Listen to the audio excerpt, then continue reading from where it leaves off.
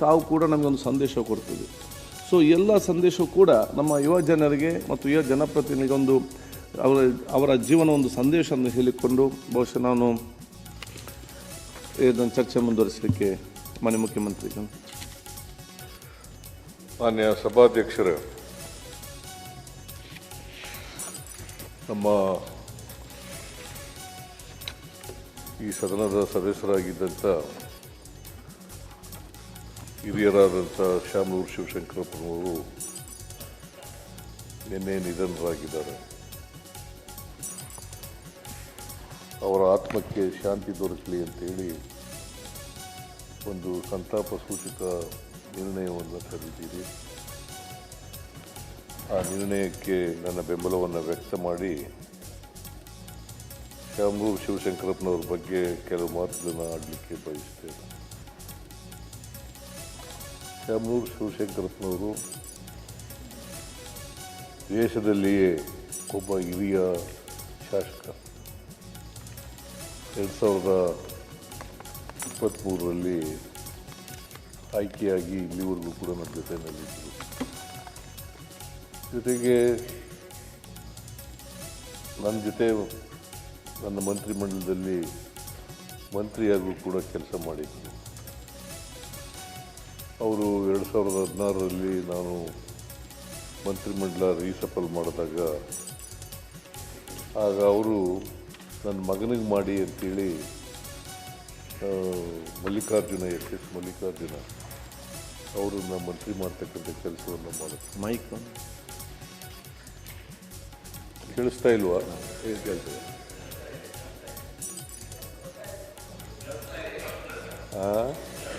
ಕೇಳಿಸ್ತಾ ಇದೆ. Okay. S Mallikarjuna ಅವರು ಈಗ ನನ್ನ ಮಂತ್ರಿಮಂಡಲದಲ್ಲಿ ಸಚಿವರಾಗಿದ್ದಾರೆ. ಅವರ ಕೊನೆಯ ಮಗ ಕೂಡ. ಅವರನ್ನು ಮಂತ್ರಿ ಮಾಡಿ ಅಂತೇಳಿ ಇವರು ರಾಜೀನಾಮೆ ಕೊಟ್ಟರು. ಬಹಳ ದೀರ್ಘಕಾಲ ಅಖಿಲ ಭಾರತ ವೀರಶೈವ ಮಹಾಸಭಾದ ಅಧ್ಯಕ್ಷರಾಗಿದ್ದರು. ಈ ಗಳಿಗೆವರೆಗೂ ಕೂಡ ಆಗಿದ್ದರು. ಅವರು 69ರಲ್ಲಿ ದಾವಣಗೆರೆಯಲ್ಲಿ ಪುರಸಭೆಯ ಸದಸ್ಯರಾಗಿ ಆಮೇಲೆ ಅದರ ಅಧ್ಯಕ್ಷರಾಗೂ ಕೂಡ ನಗರಸಭೆಯ ಅಧ್ಯಕ್ಷರಾಗೂ ಕೂಡ ಕೆಲಸ ಮಾಡಿದರು. ತಮ್ಮ 63ನೇ ವಯಸ್ಸಿನಲ್ಲಿ ಶಾಸಕರಾದರು. 1994ರಲ್ಲಿ ಶಾಸಕರಾದರು. 6 ಬಾರಿ ಶಾಸಕರಾಗಿ ಆಯ್ಕೆಯಾಗಿ 6 ಬಾರಿ. ಒಮ್ಮೆ ಸಂಸತ್ತಿನ ಸದಸ್ಯರಾಗೂ ಕೂಡ ಆಯ್ಕೆಯಾಗಿದೆ. ಅವರು ಭಾಳ ದೀರ್ಘಕಾಲ ರಾಜಕೀಯದಲ್ಲಿದ್ದರು.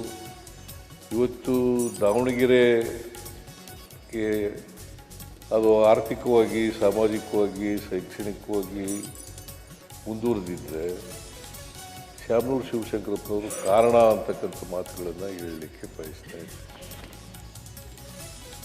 ದಾವಣಗೆರೆಯನ್ನು ವಿದ್ಯಾಕಾಶಿಯಾಗಿ ಮಾಡಿದರು. ಇಂಜಿನಿಯರಿಂಗು ಮತ್ತು ಮೆಡಿಕಲ್ ಕಾಲೇಜುಗಳು, ಇತರ ಸಂಸ್ಥೆಗಳನ್ನು ತೆಗೆದು ಭಾಳ ದೀರ್ಘಕಾಲ ಬಾಪೂಜಿ ವಿದ್ಯಾಸಂಸ್ಥೆಯನ್ನು ಪ್ರಾರಂಭ ಮಾಡಿದವರೇ ಇವರು.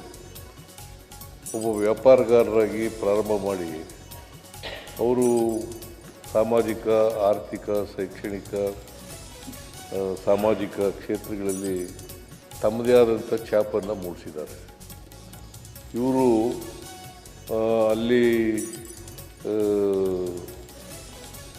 ದಾವಣಗೆರೆ ಇವತ್ತೇನಾದರೂ ಅದಕ್ಕೆ ಹೆಸರುವಾಸಿಯಾಗಿದ್ದರೆ, ಇಡೀ ಕರ್ನಾಟಕದಲ್ಲಿ ಹೆಸರುವಾಸಿಯಾಗಿದ್ದರೆ ಶಾಮನೂರು ಶಿವಶಂಕರಪ್ಪನವರು ಮಾಡಿದಂಥ ಕೆಲಸದಿಂದ ಆಗಿದೆ ಅಂತಕ್ಕಂಥ ಮಾತುಗಳನ್ನು ಹೇಳಲಿಕ್ಕೆ ಬಯಸ್ತಾ ಇದ್ದಾರೆ. ಇವರು ಜವಳಿ ಭಾಳ ಉತ್ಕೃಷ್ಟವಾಗಿತ್ತು ದಾವಣಗೆರೆಯಲ್ಲಿ. ಅದರ ಅವನತಿ ಪ್ರಾರಂಭ ಆಯಿತು. ಆಗ ಶಾಮನೂರು ಶಿವಶಂಕರಪ್ಪನವರು ದಾವಣಗೆರೆಗೆ ಒಂದು ಬ್ರ್ಯಾಂಡ್ ನೇಮನ್ನು ತಂದುಕೊಡ್ತಕ್ಕಂಥ ಕೆಲಸವನ್ನು ಮಾಡಿದ್ರು. ಸೊ ಸೊ ಅಂಥವರು ನಮ್ಮನ್ನು ಅಗಲಿದ್ದಾರೆ. ಭಾಳ ದೀರ್ಘಕಾಲ ನಮ್ಮ ಕಾಂಗ್ರೆಸ್ಸಿನ ಟ್ರೆಷರರ್ ಕೂಡ ಆಗಿದ್ದರು. ಭಾಳ ದೀರ್ಘಕಾಲ ಟ್ರೆಷರರ್ ಆಗಿದ್ದರು. ಆಮೇಲೆ ಎಲ್ಲರ ಜೊತೆ ಎಲ್ಲರೂ ಸ್ನೇಹ ಇಟ್ಕೊಂಡಿರ್ತಕ್ಕಂಥ ಕೆಲಸ ಮಾಡ್ತಾರೆ. ಎಲ್ಲರ ಜೊತೆ ಸ್ನೇಹ, ಯಾಕಂತಂದರೆ ಯಾರೂ ಕೂಡ ಅವ್ರಿಗೆ ವೈರಿಗಳಿರಲಿಲ್ಲ. ಅಜಾತ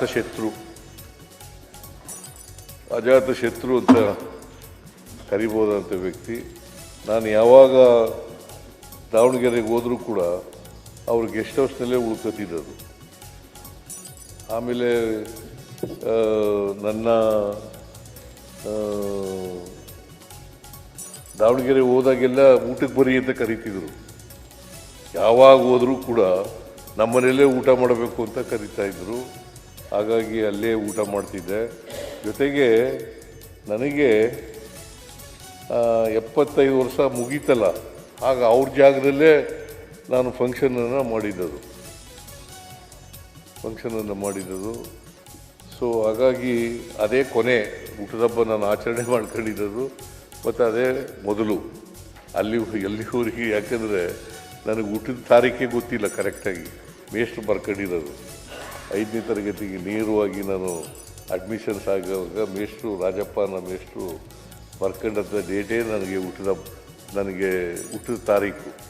ಅದರಿಂದ ನನಗೆ ಈ ಡೇಟ್ ಆಫ್ ಬರ್ತ್, ಯಾಕಂದರೆ ನಮ್ಮಮ್ಮ ನಮ್ಮಪ್ಪ ಎಲ್ಲರೂ ಕೂಡ ಹೆಬ್ಬೆಟ್ಟು ಹೊತ್ತವರು, ಅವಿದ್ಯಾವಂತರು. ಹಾಗಾಗಿ ಡೇಟ್ ಆಫ್ ಬರ್ತ್ ಬರ್ಕೊಂಡಿರಲಿಲ್ಲ. ಹಾಗಾಗಿ ಅವ್ರು ದಾವಣಗೆರೆಯಲ್ಲೇ ನಾನು ಆಯ್ಕೆ ಮಾಡಿದೆ. ಅವ್ರ ಜಾಗದಲ್ಲೇ 75ನೇ ವರ್ಷದ ಜನ್ಮದಿನವನ್ನು ಆಚರಣೆ ಮಾಡ್ಕೊಳ್ತಕ್ಕಂಥ ಕೆಲಸವನ್ನು ಮಾಡಿದ್ದೆ. ಸೊ ಒಂದೇನಪ್ಪ ಅಂತಂದರೆ, ಶಾಮನೂರು ಶಿವಶಂಕರಪ್ಪನವರು ಸಹಾಯ ಹಸ್ತ ಭಾಳ ಇತ್ತು. ಕೋವಿಡ್ ಸಂದರ್ಭದಲ್ಲಿ ನಮಗೆ ಆಕ್ಸಿಜನ್ ಸಿಗದೇ ಇದ್ದಾಗ ಸುಮಾರು 6 ಕೋಟಿ ರೂಪಾಯಿಗಳನ್ನು ಖರ್ಚು ಮಾಡಿ ಆಕ್ಸಿಜನನ್ನು ಉಚಿತವಾಗಿ ಹಂಚತಕ್ಕಂಥ ಕೆಲಸವನ್ನು ಮಾಡಿದರು. ಅಂತಹ ಒಬ್ಬ ಅಪರೂಪದ ರಾಜಕಾರಣಿ ನಮ್ಮನ್ನು ಅಗಲಿದ್ದಾರೆ. ಅವರ ಆತ್ಮಕ್ಕೆ ಚಿರಶಾಂತಿ ದೊರಕಲಿ ಅಂತಕ್ಕಂಥ ಮಾತುಗಳನ್ನು ಹೇಳಿ, ಅಪಾರವಾದಂಥ ಅವರ ಕುಟುಂಬ, ಯಾಕಂದರೆ ಒಂದು ದೊಡ್ಡ ಕುಟುಂಬ, 3 ಜನ ಗಂಡು ಮಕ್ಕಳು 4 ಜನ ಹೆಣ್ಮಕ್ಳು ಇದ್ದಂಥ ಒಂದು ದೊಡ್ಡ ಕುಟುಂಬ. ಅವ್ರನ್ನೆಲ್ಲ ಅಗಲಿದ್ದಾರೆ. ಭಾಳ ದೊಡ್ಡ ಸಾವಿರಾರು ಲಕ್ಷಾಂತರ ಅಭಿಮಾನಿಗಳನ್ನು ಅಗಲಿದ್ದಾರೆ. ಸೊ ಅಂಥವರು ನಮ್ಮನ್ನು ಇವತ್ತು ನಮ್ಮಿಂದ ದೂರ ಆಗಿದ್ದಾರೆ. ಮತ್ತು ಸಿಟ್ಟಿಂಗ್ ಮೆಂಬರು ನಿನ್ನೆ ನಾನು ಒಂದು 15 ದಿನಗಳ ಹಿಂದೆ ಕಾಣಿಸುತ್ತೆ ಆಸ್ಪತ್ರೆಗೆ ಹೋಗಿದ್ದೆ. ಅಷ್ಟೊತ್ತಿಗಾಗಲೇ ಅವರು ಮಾತಾಡೋ ಪರಿಸ್ಥಿತಿಯಲ್ಲಿ ಇರಲಿಲ್ಲ. ಅಲ್ಲಿ ಒಂದು ಅರ್ಧ ಗಂಟೆ ಇದ್ದು ನೋಡ್ಕೊಂಡು ಬಂದೆ. ಸೊ ಅಂಥವರು ನಮ್ಮನ್ನು ಅಗಲಿದ್ದಾರೆ. ಅವರ ಆತ್ಮಕ್ಕೆ ಚಿರಶಾಂತಿ ದೊರಕಲಿ. ಅವರ ಕುಟುಂಬ ವರ್ಗದವರಿಗೆ, ಅವರ ಅಭಿಮಾನಿಗಳಿಗೆ, ಅವರ ಸ್ನೇಹಿತರಿಗೆ, ಅವರ ಬಂಧು ಬಾಂಧವರಿಗೆ ಅವರ ಸಾವಿನ ದುಃಖವನ್ನು ಭರಿಸ್ತಕ್ಕಂಥ ಶಕ್ತಿ ಕೊಡಲಿ ಅಂತೇಳಿ ಪ್ರಾರ್ಥನೆ ಮಾಡ್ತೀನಿ. ಸೊ ನಾನು ಇವತ್ತು ಅರ್ಜನ್ ಆಗ್ತದೆ ಅಂತೇಳಿ ನಾನು ಭಾವಿಸ್ಕೊಂಡಿದ್ದೇನೆ. ಯಾಕಂದರೆ ಸಿಟ್ಟಿಂಗ್ ಮೆಂಬರ್ ಆಗಿರೋದ್ರಿಂದ ಇವತ್ತು ಅರ್ಜನ್ ಆಗ್ತದೆ ಅಂತ ಭಾವಿಸ್ಕೊಂಡಿದ್ದೇನೆ.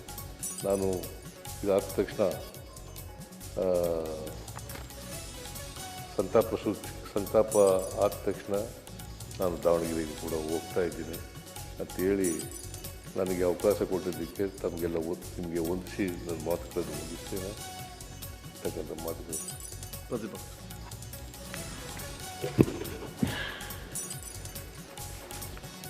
ತಾವು ತಂದಿರತಕ್ಕಂಥ ಈ ಸಂತಾಪ ಸೂಚನೆಗೆ ಬೆಂಬಲವನ್ನು ವ್ಯಕ್ತ ಮಾಡಿ